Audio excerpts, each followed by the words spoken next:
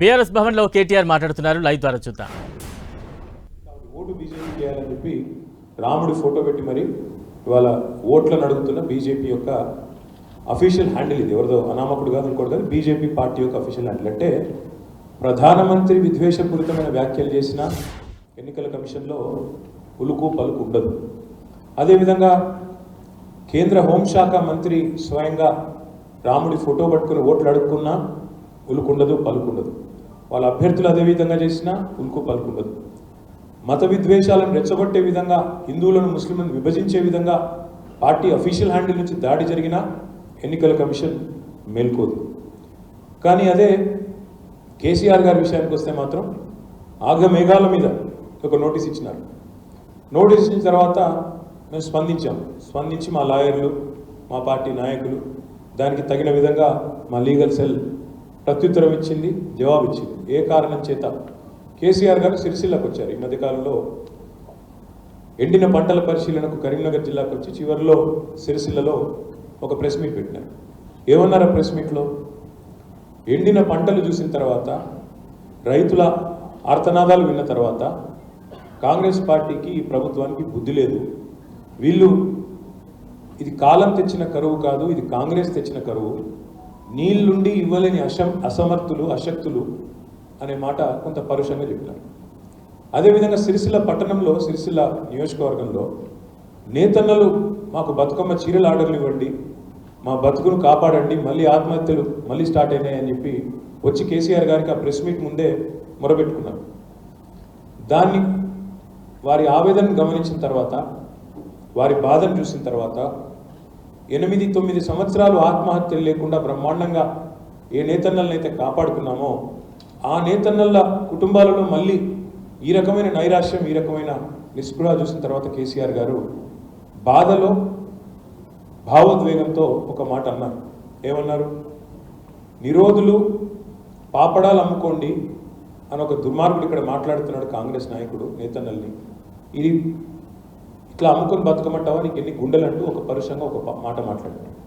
అంటే ఇన్ని మాటలు, ఈ ఒక్క మాట మాట్లాడితేనేమో ఇవాళ కేసీఆర్ గారి గొంతు నొక్కి 4 కోట్ల ప్రజల తరపున, రాష్ట్రంలోని నేతన్నల తరపున, రైతన్నల తరపున మాట్లాడిన ఆయననేమో వెంటనే 48 గంటల నిషేధం. అదే మరి ఈ రాష్ట్ర ముఖ్యమంత్రి రేవంత్ రెడ్డి, ఆయన మీద మేము ఇప్పటికీ 8 కంప్లైంట్లు ఇచ్చినాం. 1 కాదు, 2 కాదు. మా పార్టీ తరఫున ఎన్నికల సంఘానికి 8 కంప్లైంట్లు ఇచ్చినా. ఇప్పుడు మేము చూపెడతాను మీకు ఏమేమి కంప్లైంట్లు ఇచ్చామో, ఆయన ఏమేమి మాట్లాడినాడో కూడా చెప్తాను. 10 ఏప్రిల్ నాడు రేవంత్ రెడ్డి మాట్లాడిన మాటలు చాలా చాలా దారుణంగా, తుక్కుగూడ అనే మరి సభలో మాట్లాడిన మాటలు ఒకసారి వినండి.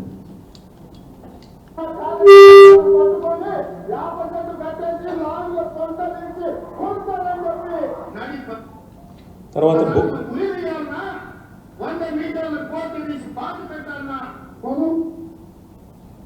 ఉరిదియాల, లాగులో తొండలు వదలాల, ఇంకా ఉన్నాయి. చాలా ప్లే చేయండి వర్షం.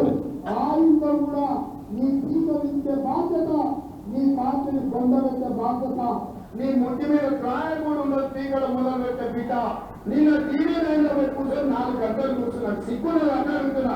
10 ఏళ్ళు ముఖ్యమంత్రి చేసిన ప్రతిపక్ష నాయకుడు మీ ఊర్లో 50 కోదండ వేసి కొట్టండి, లాభ తొండలు ఇరవడి కోట్ల పక్క పంట వచ్చి తొక్కుతో కేసీఆర్ భావంలో ఊరేసుకొని నచ్చినా నీ అయ్యా కోదం అంటాడు. బొక్కలు ఎదిగిన ఇయ్యానికి నడవలేకపోతుంది. మరి ఇవన్నీ ప్రవచనాలు, ఇవన్నీ సూక్తులు, నీతి సూక్తులు, చాలా మంచి సుభాషితాలు. ఎలక్షన్ కమిషన్కి ఏమో చాలా చక్కటి సుభాషితల్లా వినబడతా ఉన్నాయి. ఇంతకంటే దారుణంగా మాట్లాడినాడు రేవంత్ రెడ్డి. కేసీఆర్ తల నరకండి, కేసీఆర్ తల నరకండి, కేసీఆర్ తల తెగ్గోయండి, ఇట్లాంటి మాటలు కూడా ఈ ముఖ్యమంత్రి మాట్లాడిన మాట. ఇవేవి కూడా ఎలక్షన్ కమిషన్కు కనపడదు. ఇవేమో ప్రవచనాలు, సూక్తులు, సుభాషితాలు. కేసీఆర్ గారు రైతుల పక్షాన, నేతన్నల పక్షాన గట్టిగా ఒక మాట మాట్లాడితే ఆయన మీద 48 గంటల బ్యాన్. నేను ఇవాళ ఎలక్షన్ కమిషన్ అడుగుతున్నాను, మీరు బడాబాయి చోటాబాయి కనసన్నల్లో పనిచేయకపోతే మేము ఇదిగో మొత్తం మీకు లిస్ట్ కూడా ఇస్తాం. ఇప్పటికి 27 కంప్లైంట్స్ ఇచ్చాం. 27 కంప్లైంట్స్ అఫీషియల్గా ఎలక్షన్ కమిషన్కి మా పార్టీ తరఫున. ముఖ్యమంత్రి రేవంత్ రెడ్డి మీద 8 కంప్లైంట్స్, మరొక 19 కంప్లైంట్లు మిగతా వాళ్ళ పార్టీ నాయకులు వాళ్ళ వైఖరి మీద వాళ్ళ మాట్లాడుతున్న మాటల మీద మరి మేము ఇవ్వడం జరిగింది. మొత్తం మీకు ఇస్తాం. పట్నం సునీత మహేందర్ రెడ్డి, ఉత్తమ్ కుమార్ రెడ్డి, పొన్నం ప్రభాకర్, జూపల్లి కృష్ణారావు, రఘునందన్ రావు అనే బీజేపీ నాయకుడు, మొత్తం కలిపి 27 కంప్లైంట్స్ ఇచ్చాము. ఒక్కటంటే ఒక్కదాని మీద కూడా యాక్షన్ లేదు. కేవలం కొండా సురేఖ గారు ఏదైతే ఒక్కటి మాట్లాడినారో దాని మీద మందలింపు, సెన్షన్, ఒక్కదాని మీద మాత్రం మందలింపు తప్ప ఈ రోజు వరకు ఒక్కటంటే ఒక చర్య కానీ వారి ప్రచారాన్ని నిషేధించడం కానీ ఇంకోటి కానీ కాదు. ఇవాళ వాస్తవం ఏంటంటే కేసీఆర్ గారు బయటికి వచ్చేసరికి, ఆయన బస్సు యాత్ర ప్రారంభించేసరికి ఇవాళ రాష్ట్రంలో కాంగ్రెస్కు అటు కేంద్రంలో ఉన్న బీజేపీకి ఇద్దరు కూడా దడ పుట్టింది. ఎందుకంటే రోజు వాళ్ళకి డే టు డే రిపోర్ట్స్ వస్తాయి. స్టేట్లో ఇంటెలిజెన్స్ రిపోర్ట్స్ ఉంటాయి, కేంద్రంలో ఐబీ రిపోర్ట్స్ ఉంటాయి. కేసీఆర్ గారికి ప్రజలు బ్రహ్మరథం పడుతున్నారు. ఆయన సభల్లో వస్తున్న స్పందన, రోడ్ షోలకు వస్తున్న ఉత్సాహపూరితమైన వాతావరణం ఇదంతా కూడా వాళ్ళకు కంటగింపుగా మారింది. ఎందుకంటే 2014లో బడాబాయి చేసిన మోసం, 2023లో ఛోటాబాయి చేసిన మోసం, కేసీఆర్ గారు పూసగుచ్చినట్టు వివరిస్తూ ప్రజాక్షేత్రంలో ఎండగడుతుంటే వాళ్ళు మరి తట్టుకోలేక ఇవాళ గ్యారంటీలను వదిలేసి ఛోటాబాయి గారు చేస్తున్న విన్యాసాలు, బూతులు ఇవన్నింటినీ ప్రజలకు విడమర్చి చెప్తుంటే తట్టుకోలేక ప్రజల దృష్టి మలచడానికే ఇదొక పన్నాగం అనేది మా పార్టీ యొక్క స్థిరమైన అభిప్రాయం. అదేవిధంగా జనస్పందన ఏదైతే కేసీఆర్ గారికి వస్తున్నదో ఇది చూసిన తర్వాత మాత్రం రెండు పార్టీలకు నిద్ర కూడా పట్టడం లేదు. సర్వేలు వస్తున్నాయి కొత్తగా 8 నుంచి 12 సీట్లు గెలిచే అవకాశం బీఆర్ఎస్ పార్టీకి ఉందని. నిన్న మొన్నటిదాకా వీళ్ళిద్దరు ఎగిరెగిరి పడ్డారు, మేము ఒక్క సీటు కూడా గెలవనివ్వం కేసీఆర్ గారిని. కానీ ఎప్పుడైతే కేసీఆర్ గారు బస్సు యాత్ర ప్రారంభమైందో మరి అప్పటి నుంచి వీళ్ళిద్దరిలో కూడా కలవరం ప్రారంభమై బడాబాయి ఛోటాబాయి ఇద్దరు కూడబలుక్కొని ఇవాళ ఎన్నికల వేళ బీఆర్ఎస్ని, మా నాయకుడు కేసీఆర్ గారిని ప్రజల దగ్గరికి వెళ్లకుండా 48 గంటలు ఆపాలనే ప్రయత్నం ఏదైతే చేసినారో ఇది పూర్తిగా అప్రజాస్వామికమైన చర్య. ఇది తప్పకుండా రాష్ట్ర ప్రజలు దీనికి ఓటుతోనే జవాబు చెప్తారని నేను అనుకుంటా ఉన్నా. मैं अपील भी करना चाहता हूँ हमारे भाइयों को, जितने हमारे भाई है तेलंगाना में, हमारे बहन है, हमें इस बैन का जवाब वोट से देना चाहिए. बैन का जवाब वोट से आप दीजिए. दोनों कांग्रेस और बीजेपी को एक बार आपकी वोट की ताकत फिर से आप दिखाइए. అదే మాదిరిగా ఇన్ని బూతులు ఒకటి కాదు చెప్తే ఇంకా చండాలమైన మాటలు, రేవంత్ రెడ్డి మాటలు మాకు మళ్ళీ దాన్ని ఉటంకించాలంటే కూడా సంస్కారం సిగ్గు అడ్డం వస్తున్నది. గుడ్లు బీగుతా, మెడల పేగులు వేసుకుంటా, మానవ బాంబునైతా అని చెప్పి ఎన్ని ఫిర్యాదులు చేసినా ఇవాళ గోడకు మొరబెట్టుకున్నట్టే ఉంది, గోడకు చెప్పుకున్నట్టే ఉంది తప్ప ఎలక్షన్ కమిషన్ నుంచి మాత్రం స్పందన లేదు, ఏమి లేదు. అదే కేసీఆర్ గారి మీద మాత్రం రాకెట్ వేగంతో అట్లా కంప్లైంట్ పోయిందో లేదో ఇట్లా వెంటనే నిషేధం. అందుకే మరి నేను ఎలక్షన్ కమిషన్ అడుగుతున్నాను, ఒకవేళ మీరు స్వతంత్ర సంస్థ అయిన మాట వాస్తవమే అయితే ఎందుకు మోడీ మీద ఇప్పటివరకు చర్యలు లేవు? ఎందుకు మోడీ గారికి నోటీస్ ఇవ్వాలంటే కూడా మీరు ఇంత వనికి చచ్చిపోతున్నారు? ఎందుకు నడ్డా గారికి ఇవ్వాల్సి వస్తున్నది? ఎందుకు రేవంత్ రెడ్డి గారి విషయంలో కూడా మీ గొంతు పెగలడం లేదు అనే మాట వారిని అడుగుతా ఉన్నాను. ఒక్క కేసీఆర్ గారి గొంతు 48 గంటల పాటు నిషేధించవచ్చు, కానీ ఇవాళ కేసీఆర్ తయారు చేసిన నాయకులు గ్రామాల 100 మంది ఉన్నారు, వాళ్ళని మాత్రం మీరు అడ్డుకోలేరు. అదేవిధంగా ఎన్నింటికి మించి ఇంకా మీరు బీజేపీ, కాంగ్రెస్ సోషల్ మీడియా చూడండి, వ్యక్తిగత దూషణలు, వ్యక్తిత్వ హననాలు, నోటికొచ్చిన బూతులు ఇవన్నీ కూడా పుంకాలకు కనబడుతున్నాయి. అవేవి కూడా ఎలక్షన్ కమిషన్కి మాత్రం కనబడడం లేదు. అందుకే రాజ్యాంగాన్ని అపహాస్యం చేసే విధంగా ఈరోజు ఎన్నికల కమిషన్ వైఖరి ఉంది.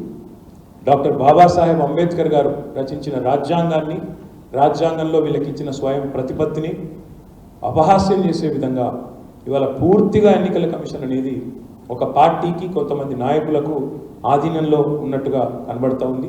ఇది నేను చెప్పేది తప్పైతే మరి భావోద్వేగపూరితమైన ప్రసంగాలు, మతాల మధ్యన వైషమ్యాలు రెచ్చగొట్టే విధంగా మాట్లాడుతున్న ప్రధానమంత్రి మీద ఎందుకు చర్య తీసుకోవడం లేదు అనే మాట నేను ఎన్నికల కమిషన్ అడుగుతా ఉన్నా. సమాధానం చెప్పాలని చెప్పి కూడా కోరుతా ఉన్నా. ఎన్నికల్లో భారతదేశం ప్రపంచంలోనే అతిపెద్ద ప్రజాస్వామ్య దేశంలో ఎన్నికల కమిషన్ యొక్క ప్రాథమిక బాధ్యత ఫ్రీ అండ్ ఫెయిర్ ఎలక్షన్స్. మరి ఎన్నికలు ఇట్లాగే కొనసాగితే ఇటు ఫ్రీ లేదు, అటు ఫెయిర్ లేదు. ఎందుకంటే మాదేమో ప్రచారాన్ని నిషేధించాలి, మా ప్రత్యర్థులనేమో పట్టపగ్గాలు లేకుండా అచ్చోసిన ఆంబోతుల్లాగా వదిలేయాలి ప్రజల మీదకి. మరి ఇంకోవైపు ఏమో ఫెయిర్ ఎలక్షన్ అంటే ఇది ఏ రకమైన న్యాయం, ఏ రకమైన పారదర్శకమైన ఎన్నిక అవుతుందో తప్పకుండా ప్రజలు కూడా ఆలోచించాలని చెప్పి నేను విజ్ఞప్తి చేస్తాను. ఈ 48 గంటల బ్యాన్తో మీరు కేసీఆర్ గారిని తాత్కాలికంగా 48 గంటల పాటు ఆపగలరేమో, కానీ దీనివల్ల మీరు చేయగలిగింది కూడా ఏం లేదు. అందుకే నేను రాష్ట్ర ప్రజలకు కూడా చేసే విజ్ఞప్తి, వీళ్ళ అరాచకాలకు, వీళ్ళ అధీనంలో పనిచేస్తున్న ఏజెన్సీల అరాచకాలకు అడ్డుకట్ట వేయాలంటే తప్పకుండా इस बैन का जवाब वोट से दीजिए और बीआरएस को अच्छी तादाद से जिताइए. ఇంకొక అరాచకమైన ఇంకొక అంశం కూడా మీ దృష్టికి నేను తీసుకొని రాబోతా ఉన్నా. మొన్న మార్చ్ 18 నాడు ఉస్మానియా యూనివర్సిటీలో ఒక రొటీన్గా జరిగే కార్యక్రమం, నార్మల్ కోర్సులో ఎండాకాలం వచ్చినప్పుడు చీఫ్ వార్డెన్ ఒక ఆయన ఉస్మానియా యూనివర్సిటీలో ఉన్నారు. ఆయన ఒక నోటీస్ ఇష్యూ చేసినారు.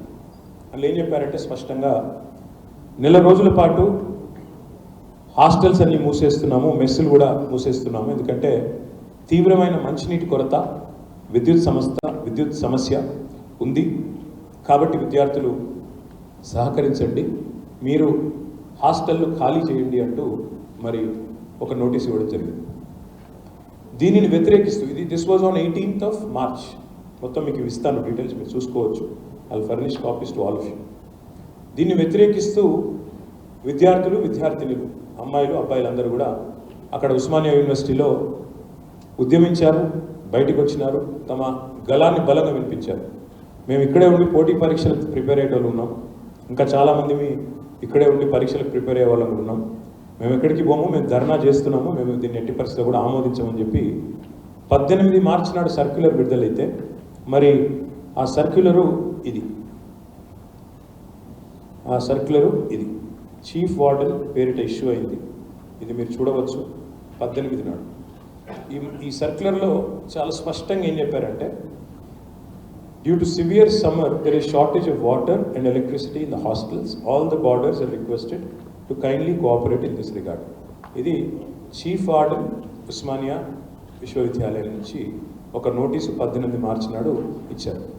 దీన్ని నిరసిస్తూ పిల్లలు ధర్నాలకు దిగిన తర్వాత దాదాపు 11 రోజుల తర్వాత మా పార్టీ అధ్యక్షులు పెద్దలు కేసీఆర్ గారు, ఎందుకంటే ఇదంతా కూడా మళ్ళీ వెలుగులోకి మీడియా ద్వారానే వచ్చింది, కేసీఆర్ గారు తన సోషల్ మీడియా అకౌంట్ ద్వారా, తన ట్విట్టర్ అకౌంట్ ద్వారా అదే సర్క్యులర్ని, ఆ పిల్లల ఆందోళనని ట్యాగ్ చేస్తూ ఉస్మానియాలో కూడా మరి తీవ్రమైన మంచినీటి కొరత ఉంది, తీవ్రమైన విద్యుత్ కొరత ఉంది, అందుకే హాస్టల్ మూసేసినారని చెప్పి సర్క్యులర్ని జత చేసి ఆ పిల్లల ఆందోళన ఫోటో కూడా పెట్టి ఈ రకంగా జరుగుతున్నది.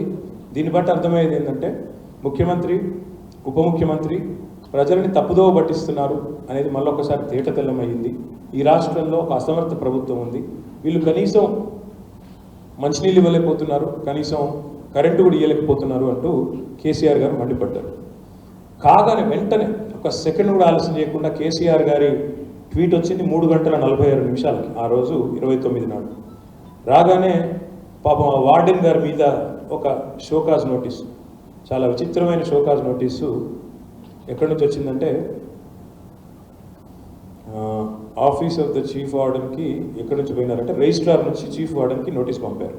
ఏమని, as such there is no shortage that exist within university premises అని చెప్పి ఒక నోటీసు వెంటనే ఇచ్చారు. అదే రోజు 29 నాడు అటు కేసీఆర్ గారు పెట్టడం ఆలస్యం, 3 గంటల 46 నిమిషాలకి మేఘాల మీద పయనించేవారు ఆదేశిస్తే ఉస్మానియా చీఫ్ వార్డెన్కి పాపం రిజిస్ట్రార్ నుంచి ఎందుకు ఇచ్చినావు నువ్వు నోటీస్ అని చెప్పి క్లారిఫికేషన్ ఇవ్వండి అని చెప్పి రిజిస్ట్రార్ నుంచి ఒక నోటీస్ ఇచ్చారు. ప్యారలల్గా ఏం చేసినారు, ఇంకా విచిత్రంగా SPDCL అక్కడి నుంచి ఇంకొక నోటీస్ పాపం. కానీ వీళ్ళు ఎంత అజ్ఞానులు అంటే, ఈ ప్రభుత్వాన్ని నడుపుతున్న వాళ్ళు, ఉస్మానియాకి వీసీ ఉంటాడు, వీసీ అంటే వైస్ ఛాన్సలర్, వైస్ చైర్మన్ కాదు. ఈ ప్రభుత్వాన్ని నడుపుతున్న వాళ్ళకి ఆ తెలివితేటలు కూడా లేవు పాపం. అందుకే SPDCL నుంచి వచ్చిన నోటీసులో వైస్ చైర్మన్ అని రాశారు. వైస్ చైర్మన్ ఉస్మానియా యూనివర్సిటీ, మీ తెలివితేటలు వాళ్ళు నడుపుతున్నారు ఈ రాష్ట్రాన్ని. అందులో ఏమడిగినారంటే, అసలు మీరు చాలా మిస్గైడ్ చేశారు పబ్లిక్ని వైస్ చైర్మన్ గారు అంటూ రాసినారు. రాసి మీరు వెంటనే దీని మీద క్లారిఫికేషన్ ఇవ్వాలా, అసలు ఎలాంటి విద్యుత్ కొరత లేదు అని చెప్పి SPDCL నుంచి ఒక నోటీస్, అదేవిధంగా రిజిస్ట్రార్ నుంచి మరొక నోటీస్. ఇది అయిపోగానే లేదు, ఇచ్చింది వైస్ ఛాన్సలర్ కాదు రిజిస్ట్రార్ ఇచ్చారు. ఆ తర్వాత తెల్లారి ముఖ్యమంత్రి రేవంత్ రెడ్డి. ఎస్పీడీసీఎల్ నోటీస్ పోతుంది, వెంటనే రిజిస్ట్రార్ నుంచి ఉస్మానియా యూనివర్సిటీ నుంచి పోతుంది. ఇక తెల్లారి రేవంత్ రెడ్డి గారు రంగంలోకి దిగి కేసీఆర్ని చూస్తే మళ్ళీ గోబెల్ పుట్టింది అనిపిస్తుంది. 2023 మేలో కూడా కేసీఆర్ ముఖ్యమంత్రి ఉన్నప్పుడు ఆ రోజు కూడా ఇట్లాగే నోటీస్ ఇచ్చిండ్రు. అందులో కూడా విద్యుత్తు నీతి కొరతల గురించి ప్రస్తావించిండ్రు అనుకుంటా. ఆయన ఒక ట్విట్టర్లో ఒకటి పెట్టారు, ఏమని ఆ రోజు అప్పటి నోటీసులు అంటే కేసీఆర్ గారు ఈ రోజు నోటీసు ఏదైతే ఉస్మానియా చీఫ్ వార్డెన్ ఇచ్చారో దాన్ని పెడితే దానికి కౌంటర్గా రేవంత్ రెడ్డి గారు పాపం ఆయన ఒక నోటీస్ పెట్టి ఇరుక్కొని పోయాడు. ఇది ఆయన పెట్టిన నోటీసు. రేవంత్ రెడ్డి ఆయన ట్విట్టర్ హ్యాండిల్లో పెట్టింది ఈ నోటీసు. మళ్ళీ ఎవరు పెద్ద చూపెడతాం. ఇది ఆయన పెట్టిన నోటీస్ రేవంత్ రెడ్డి. వీళ్ళు ఏం రాస్తారంటే మెసేజ్ విల్ బి క్లోజ్డ్ అని రాసి అందులో పైన సమ్మర్ వెకేషన్ డిక్లేర్ చేశారు. There is also acute shortage of water and electricity in the university hostel in message 12/5/23 అని చెప్పి ఒక డాక్యుమెంట్ పెట్టారు. పెట్టంగానే ఏం జరిగిందంటే మాకు 100 మెసేజ్లు వచ్చినాయి. ముఖ్యమంత్రి పెట్టిన document fake document, forge document, ఫర్జీ డాక్యుమెంటు, ముఖ్యమంత్రి స్వయంగా అత్యున్నతమైన పదవిలో ఉంటూ ఒక ఫోర్జ్ డాక్యుమెంట్ను ప్లే చేయడం అనేది అన్యాయం అని చెప్పి మీరు అక్కడ స్క్రీన్ మీద కూడా చూడొచ్చు. ఫేక్ డాక్యుమెంట్ ఏది, ఒరిజినల్ డాక్యుమెంట్ ఏది అది పంపుతూ మాకు ఉస్మానియా విద్యార్థుల నుంచే 100 మెసేజ్లు వచ్చినాయి. ఎక్కడొచ్చింది మరి, ఎక్కడి నుంచి వచ్చింది ఈ ఫేక్ వర్సెస్ ఒరిజినల్ అంటే మీకు ఒక విషయం ఇది కూడా చెప్పాలి నేను. జనరల్గా ఏమవుతుందంటే ఈ నోటీసులు వచ్చిన ప్రతిసారి ఎప్పుడైనా సరే వెంటనే ఉస్మానియా స్టూడెంట్ గ్రూప్స్ ఉంటాయి, వాట్సాప్ గ్రూప్. ఆ వాట్సాప్ గ్రూప్లలో అది పెట్టేస్తారు. ఒకసారి అది నేను ప్లే చేస్తాను. మీరు చూడండి, ఇది వాట్సాప్ గ్రూప్ యొక్క చాట్, మీరు చూడవచ్చు. ఆ చాట్ యథాతథంగా మీకు ముంగడ పెడతాను. ఇది పోయిన సంవత్సరం, ఇది మొత్తం chat last 1 year 1.5 year chat. ఇది ఈ నెల మే నుంచి మొదలు పెడితే పోయిన నెల మే దాకా ఉంది. అందులో పోయిన సంవత్సరం మే 12 యొక్క